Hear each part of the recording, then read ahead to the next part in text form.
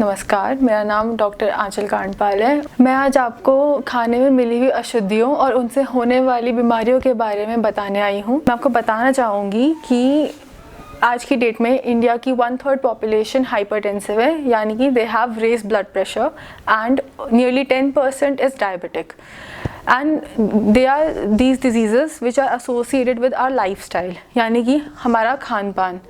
आजकल की पॉपुलेशन ज़्यादातर प्रोसेस्ड और रिफाइंड फूड पे रिलाई कर रही है, which makes a hypertensive and diabetic prone to cardiovascular diseases. तो as a doctor I would recommend कि हम सबसे ज़्यादा प्योरेस्ट फॉर्म में जितना फूड को खाएंगे तो वो उतना बेनिफिशियल होगा हमारी बॉडी के लिए। And every time you go to a market, आप उसका लेबल रीड करें और देखें कि उसमें कोई ट्रांस फैट्स या फिर हाइड्रोजनेटेड कार्बन्स या फिर नाइट्रेट्स और बेंजीन्स, इन सब का अमाउंट जितना कम हो उतना सही है, और ना हो तो बहुत सही है।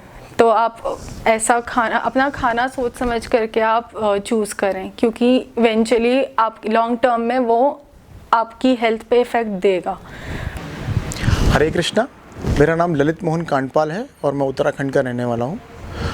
देवकीनंदन ब्रांड बेसिकली मैंने 2018 में स्टार्ट किया था, और मेरे कुछ रेस्टोरेंट थे और मैंने उनको कोविड टाइम में मैंने लूज़ किया, और कोविड से ही मेरे को थोड़ा सा मतलब कि एहसास हुआ इम्यूनिटी का हमारे शरीर के अंदर बहुत बड़ा रोल होता है। और फिर एक दिमाग में आइडिया क्लिक किया कि क्यों ना हम इम्यूनिटी के लिए काम करें, और ये एक तरीके की समाज सेवा भी है। तो इसलिए मैंने जो है इस ब्रांड को, देवकीनंदन ब्रांड को, फिर मैंने जो है रॉ मटेरियल के जो बेसिक इंग्रेडिएंट्स हैं, जैसे आटा है, तेल है, मसाले हैं, तो उसमें उसमें स्टार्ट करने के लिए, क्योंकि हमारे जो बेसिक खाने का जो 90% मटेरियल है दैट इज़ आटा, तेल, मसाला। तो इसीलिए फिर हम लोगों ने डिसाइड ये किया कि हम जो है इसके लिए काम करते हैं। तो इसलिए जो है फिर मैंने जो है खादी ग्राम उद्योग से ट्रेनिंग भी ली, और मैं पूरी इंडिया घूमा हूँ। मैंने जो है सारे मशीन्स चेक करी, जो मशीन्स प्रोड्यूस कर सके, जिसमें जो है सारे विटामिन्स हों और विटामिन्स को नुकसान ना हो। तो उसके लिए फिर हमने जो है कुछ मशीन्स सेलेक्ट करी कि हम कहाँ से मतलब कि मशीन्स को ख़रीदें, और जिससे कि हमारा जो भी हम प्रोडक्ट बनाएं उसमें जो है सारे न्यूट्रिशन सेव रहें। तो इसके लिए फिर हमने देहरादून शहर को चुना, और क्योंकि मैं बेसिकली उत्तराखंड का हूँ, तो मैंने सोचा कि सबसे पहले मैं अपने राज्य से ही स्टार्ट करता हूँ। और यहाँ पे मुथरोवाला में हमने पहला अपना मैन्युफैक्चरिंग स्टोर खोला है। इसमें हम 12 तरीके के मसाले बनाते हैं, 7 तरीके के तेल बनाते हैं और 6 तरीके के आटे बनाते हैं।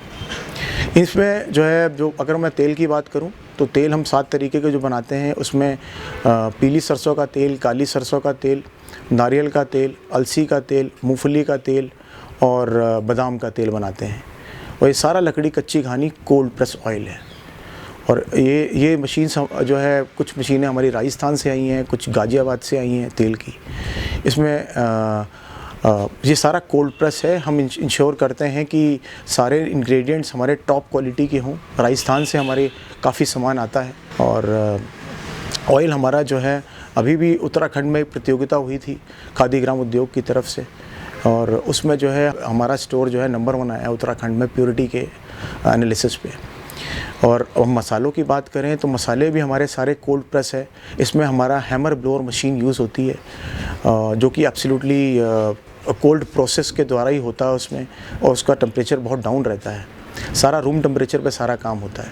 इसमें हम मसाले सारे पहले रोस्ट करते हैं, उसके बाद जो है हम उसको कूटते हैं, पीसते नहीं हैं। मसाला कूटने और पीसने में बहुत अंतर होता है, क्योंकि जो एक बार जैसे हम पीसते हैं उसमें आरपीएम बढ़ जाता है, और फिर टेम्परेचर हाई होने की वजह से उसके अंदर के सारे न्यूट्रिशंस, विटामिन सारे लूज़ हो जाते हैं। तो उसके लिए जो है हमने हैमर ब्लोअर मशीन का यूज़ किया, और सारे इंग्रेडिएंट्स हमारे जो है उत्तराखंड के हैं। और स्पेशली उत्तराखंड तो वैसे भी एक ऐसा राज्य है जहाँ पे मसाले जो है बहुत फेमस है, उनके जो रॉ मटेरियल है वो बहुत फेमस है शुद्धता के लिए और क्वालिटी के लिए। आटे की बात करें तो आटा भी हमारा जो है 6 तरीके के हम आटे बनाते हैं। उसमें हम जो है एक मल्टीग्रेन आटा बनाते हैं, वो 8 अनाज का आटा है, जिसमें कि जौ, बाजरा, चना, मक्की, सोयाबीन, मडुआ, ज्वार और गेहूँ इसमें हम मल्टीग्रेन आटा बनाते हैं, जो नॉर्मली जो है जिसे हम मोटा अनाज बोलते हैं।